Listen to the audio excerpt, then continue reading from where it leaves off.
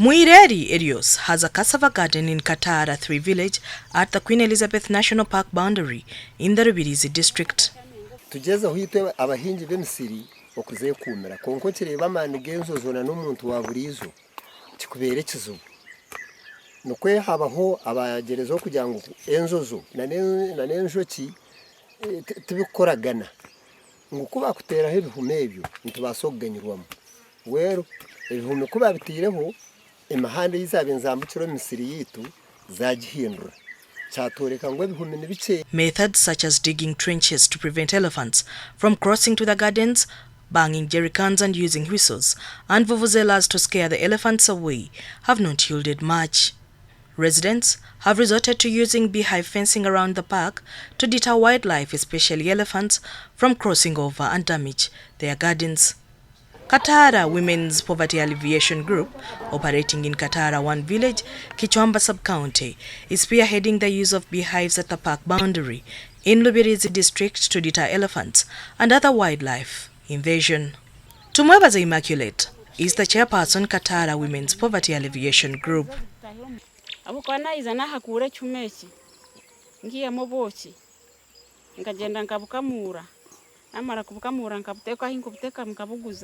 Kunkumara kuvuguza obwosho bwengaruka na wax ine ebina ihom omboshi ngaruka nteka mu wax ayo nyamu sente. Letitia Nayebare, another Katara Women's Group member, says that the beehives are increasingly proving to be instrumental in keeping away elephants from their gardens.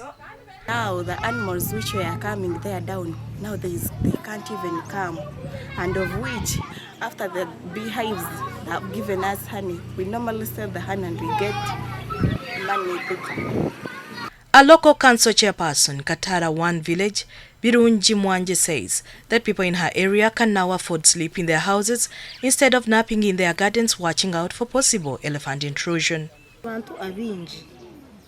Ubwiro bumwe babirambakira kunerwa munongana baronde cyo gukora nicubura bitobwe hati bakisabateka ubwara yarema bapaka nati turiyo nturwana tuteka amagezi ninji kwena ngo abantu bareke kubona munongana turiyo nturwana nibatekaho bitimba nitwe nk'abantu bakatara tukagezaho kuteka munonga tukagera kutokubasa kuba nitutekaho bihumo around yitu yemisiri yitu abantu babasaganyirwamo kandi nitwa bacara bakatara nabo mbaganyirwamo munonga habo kuba inzuke zo kureba nzitwoboci kugira ko twayambirwa omuntasiya yitu yecara. Rubirizi District Senior Entomologist Geoffrey Muhindo says the beekeepers have been trained on how best to do their apiary around the park. An effective method practically we have been seeing it working, and areas where the bees are have not been having problems with that,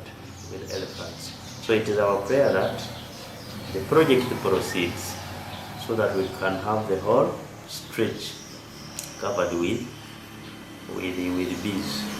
He says many have embraced apiary because in addition to reducing human-elephant conflicts, it has also improved the livelihood of community members who sell honey and other bee products. We use it to produce only about 2 to 3 tons of honey. So today, the 1,785 beekeepers are producing up to 40 tons of honey a year. This is a very big achievement. This has been so because of the trainings we have been conducting, the way farmers have adopted keeping bees as business. Our farmers now have 30, 40, 100 beehives each. So, two, we have also seen farmers now transit from local hives to modern hives. Beekeeper Nayebade explains how she uses money selling bee products to get basic needs.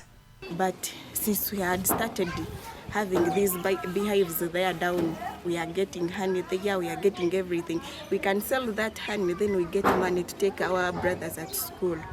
Kuno wesa nkazundu bino sanga nkoma ningo mukasese karakara osanga ziriyo muzisemere nkomudo nabalindi bwaturu bakembwe nibotaka kanyiri mbwe natu twatire memere nyingi atulino abantu byara mogo ntubyare mikamba ntubyare urutoke na n'emizinga ez'obuzizira aha zatuyambaho. Ate bume bituyambire kaba bitirayo inayeyi enzozo tuzikirabaho. Uganda Wildlife Authority warden in charge of Chambura Wildlife Reserve, Captain John Tugume, says the community was given a 10-kilometer stretch for the erection of a beehive fence around the park. He says with the 3 kilometers covered so far, beehive fencing has proven to effectively prevent human-wildlife conflict, mainly big herbivores like elephant. That area with beehives only had 4 cases in the entire year, compared to the Chanshama 1, Chanshama 2 that didn't have beehives, where every day they were having 4 cases of elephants getting into community land. That showed that in these areas where beehives are in Katara, they are doing better in terms of controlling. The project, implemented under the guidance of UWA, is funded by several development partners, among them the World Wildlife Fund, WWF Uganda. Paul Mulondo, the Forests and Biodiversity Program Manager at WWF Uganda, says beekeeping has been a very successful method in reducing human-wildlife conflicts in several countries across Africa and beyond. He notes the method is also proving effective in Uganda. In terms of benefit, we realize yes, there is a mitigation or a reduction in the human-wildlife conflict, given that this is already an identified hotspot by Uganda Wildlife Authority and the communities themselves, but also the fact that women in this group have been facing very serious issues of poverty. So we come in to support both livelihood for the women, but also support the mitigation of human-wildlife conflicts. According to yet to be published research, crop damage is at 1.7% in areas with apiary, while in those without beehives it stands at 98.3%. Human deaths in areas with apiary stands at 0%, which is no case reported, but where there is no apiary, it is at 100%. Human injury in areas with apiary is reported at 3.8% and 96.2% in areas without apiary. Property destruction is at 0% in areas with apiary and 100% in areas without apiary. The same research by researchers from Mountains of the Moon University also indicates 0% livestock predation in areas with apiary and 100% without apiary. The group coordinator, Katara Women Poverty Alleviation Group, Moses Agaba, is worried about sustainability when donor funding winds up. He calls upon the government to take an interest in funding the project. So the challenge we have is we don't have enough beehives, and again we still have another challenge of metallic stands, because the wooden stands we use currently they are not effective, because sometimes when the beehive is heavy it breaks and you find beehives dropped down. So we need to introduce metallic system of stands such that our beehives can stay longer and protecting elephants. Rubirizi District Natural Resources Officer Rita Murungi is optimistic that human and elephant conflicts will be a thing of the past in the district if the entire 10-kilometer stretch of the park boundary is covered with beehives.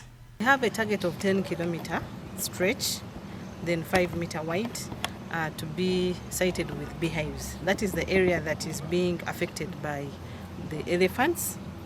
And now, so far the grant that we've got from WWF and other partners has so far helped us to cover only 2 kilometers. So there is a stretch of 8 kilometers. That is in one sub-county, but then there are other sub-counties that do not even have anything. In their research work, Neleman et al. 2002 and Kusena 2009 predict that more than 90% of African elephants' habitats will likely suffer moderate to high impact from human activities by 2030. This story was compiled by Catherine Nambi and Peter Akugiziwe Arari for UBC and produced in partnership with InfoNile with support from IUCN Traffic and with funding from JRS Biodiversity Foundation and Earth Journalism Network. This story has been produced in partnership with InfoNile with support from IUCN Traffic and with funding from JRS Biodiversity Foundation and Earth Journalism Network.